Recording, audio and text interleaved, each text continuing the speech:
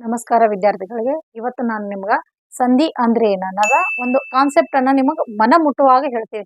ನಾವು ಎಲ್ಲರೂ ನೋಡೋದಂತಂದ್ರೆ ಏನಪ್ಪಾ ಅಂದ್ರೆ ಸಂಧಿ ಅಂದ್ರೆ ಇದೊಂದು ಬೋರಿಂಗ್ ಆಗಿರುವಂತ ಒಂದು ವ್ಯಾಕರಣದ ಒಂದು ಭಾಗ ಅಂತ ಹೇಳ್ತೀವಿ. ಇಲ್ಲ, ಸಂಧಿಯನ್ನ ನಾವು ತುಂಬಾ ಸುಲಭವಾಗಿ ನಾನು ನಿಮಗೆ ಇವತ್ತಿನ ವಿಡಿಯೋದಲ್ಲಿ ಅರ್ಥ ಆಗೋಂಗ್ ಹೇಳ್ತೀನಿ.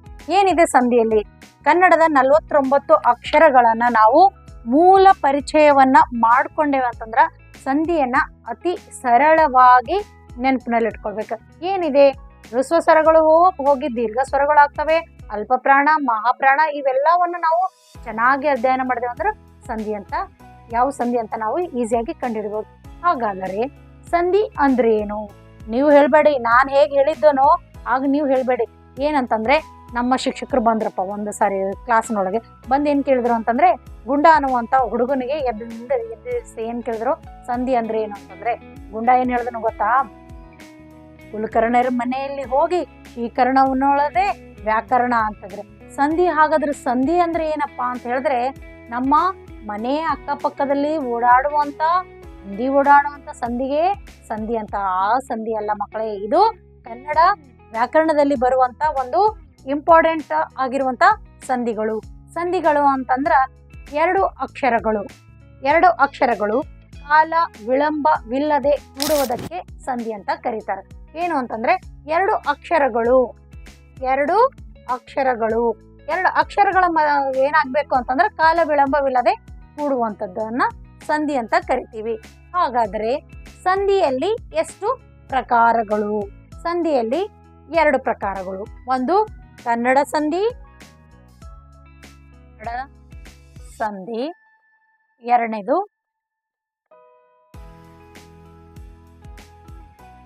ಸಂಸ್ಕೃತ ಸಂಧಿಗಳು. ಈ ಕನ್ನಡ ಸಂಧಿಯಲ್ಲಿ 3 ಪ್ರಕಾರ, ಸಂಸ್ಕೃತ ಸಂಧಿಯಲ್ಲಿ 7 ಪ್ರಕಾರ. ಸಂಸ್ಕೃತ ಸಂಧಿಗಳ ಬಗ್ಗೆ ನಾನು ನಿಮ್ಗೆ ನಾಳಿನ ವಿಡಿಯೋದಲ್ಲಿ ಹೇಳ್ಕೊಡ್ತೀನಿ. ಇವಾಗ ನಿಮ್ಗೆ ಕನ್ನಡ ಸಂಧಿಗಳ ಬಗ್ಗೆ ಹೇಳ್ಕೊಡ್ತೀನಿ. ಕನ್ನಡ ಸಂಧಿಗಳಲ್ಲಿ 3 ಪ್ರಕಾರ. ನೀವು ಜಸ್ಟ್ ಆಗಿ ಒಂದು ಟ್ರಿಕ್ ಅನ್ನ ಹೇಳ್ಕೊಡ್ತೀನಿ, ಯಾವ ರೀತಿ ನೆನಪಿಟ್ಕೊಳ್ಬೇಕು. ಮೊನ್ನೆದು ಬಂದು ಲೋಪಸಂಧಿ ಅಂತಂದ್ರೆ ಇದು ನಾವು ಹಾಗೆ ನೆನ್ಪಿಟ್ಕೊಳ್ಬೇಕಪ್ಪ ಅಂತಂದ್ರ, ಲೋಪಸಂಧಿ ಅಂತಂದ್ರೆ ಒಂದು ಅಕ್ಷರವನ್ನ ಕಳ್ಕೊಳ್ಳೋದು. ಲೋಪ ಅಂತಂದ್ರೆ ಇಲ್ಲದಂತೆ ಆಗುವುದು, ಅಕ್ಷರ ಇಲ್ಲದಂತೆ ಆಗೋದು. 2 ಅಕ್ಷರಗಳ ನಡುವೆ ಸಂಧಿ ಕಾರ್ಯ ನಡೆದಾಗ ಒಂದು ಅಕ್ಷರ ಲೋಪವಾಗಬೇಕು, ಮತ್ತೆ ಅರ್ಥನೂ ಕೆಡಬಾರ್ದು. ಒಂದು ಪದದ ಅರ್ಥನೂ ಕೆಡಬಾರ್ದು, ಒಂದು ಅಕ್ಷರ ಇಲ್ಲದಂತೆ ಆಗ್ಬೇಕು. ಫಾರ್ ಎಕ್ಸಾಂಪಲ್ ನೋಡ್ರಿ, ಮಾತು ಪ್ಲಸ್ ಇಲ್ಲ, ಮಾತಿಲ್ಲ. ಇಲ್ಲಿ ಯಾವ ಅಕ್ಷರ ಲೋಪ ಆಗ್ತಾ ಇದೆ? ಈ ಅಕ್ಷರ ಲೋಪ ಆಗ್ತಾ ಇದೆ. ಅಂದ್ರೇನು? ಒಂದು ಅಕ್ಷರನ ಕಳ್ಕೊಂಡ್ ಬಿಡ್ಬೇಕು, ಆದ್ರೆ ಸೇಮ್ ಅರ್ಥ, ಅದೇ ಅರ್ಥವನ್ನ ಕೊಡೋದಕ್ಕೆ ಏನಂತ ಕರಿತೀವಿ? ಲೋಪಸಂಧಿ. ಲೋಪಸಂಧಿ ಅಂದ್ರೆ ಏನಿಲ್ಲ, ಇಷ್ಟೇ ಒಂದೇ ಕಾನ್ಸೆಪ್ಟ್ ಅಲ್ಲಿ ಇಟ್ಕೊಳ್ರಿ, ಒಂದು ಅಕ್ಷರ ಮಾಯವಾಗಿ ಹೋಗುವಂಥದಕ್ಕೆ ಲೋಪಸಂಧಿ ಅಂತ ಕರಿತೀವಿ. ಎರಡನೇದು ಬಂದು ಯಾವ್ದಪ್ಪ ಅಂತಂದ್ರ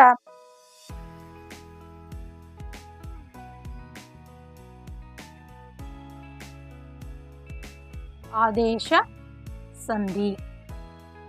ಆದೇಶ ಏನಾದ್ರೂ ಒಂದು ಹೊಸದನ್ನ ಒಳಗೆ ಇನ್ಕ್ಲೂಡ್ ಮಾಡೋದು ಅಂತಂದ್ರೆ ಯಾವ್ದಪ್ಪ ಅಂತಂದ್ರೆ, 2 ಸಂಧಿ ಕಾರ್ಯ ನಡೆದಾಗ ವರ್ಗದ 3ನೇ ಅಕ್ಷರಗಳಿಗೆ ಅದೇ ವರ್ಗದ 2ನೇ ಅಕ್ಷರಗಳಿಗೆ ವರ್ಗದ 2ನೇ ಅಕ್ಷರಕ್ಕೆ ಅದೇ ವರ್ಗದ 3ನೇ ಅಕ್ಷರ ಆದೇಶವಾಗಿ ಬರಬೇಕು. ವರ್ಗದ 1ನೇ ಅಂದ್ರೆ ಕ, ತ, ಪ, ಬ, ಗಳಿಗೆ, ಕತಪಗಳಿಗೆ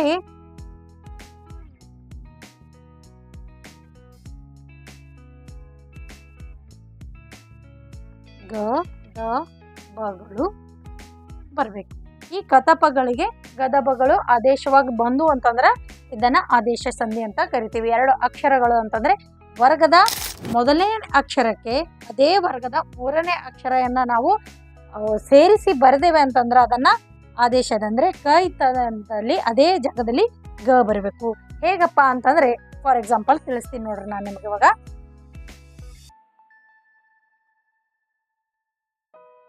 ಮಳೆ ಗಾಲ, ಇದನ್ನ ಸಂಧಿಯಾಗಿ ನಾವು ಪರಿವರ್ತನೆ ಮಾಡಬೇಕು. ಮಳೆ ಪ್ಲಸ್ ಕಾಲ.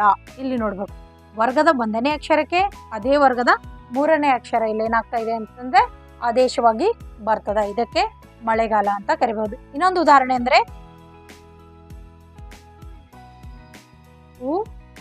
ಬುಟ್ಟಿ. ಇದು ಸಂಧಿ ಕಾರ್ಯ ಮಾಡಿ ಬರೆಯೋದಪ್ಪ ಹೇಗಪ್ಪ ಅಂತಂದ್ರೆ ಹೂ ಪ್ಲಸ್ ಬುಟ್ಟಿ, ಹೂ ಬುಟ್ಟಿ. ನೋಡಿ ಇಲ್ಲಿ ಅಕ್ಕೆ ಏನಾಗ್ತಾ ಇದೆ ಅಂದ್ರೆ ಬವನ್ನ ಆದೇಶವಾಗಿ ತಗೊಳ್ತಾ ಇದ್ದೀವಿ. ಇವಾಗ ಲಾಸ್ಟ್ನೇದು ಬಂದು ಯಾವ್ದಪ್ಪ ಅಂತ ಆಗಮ ಸಂಧಿ.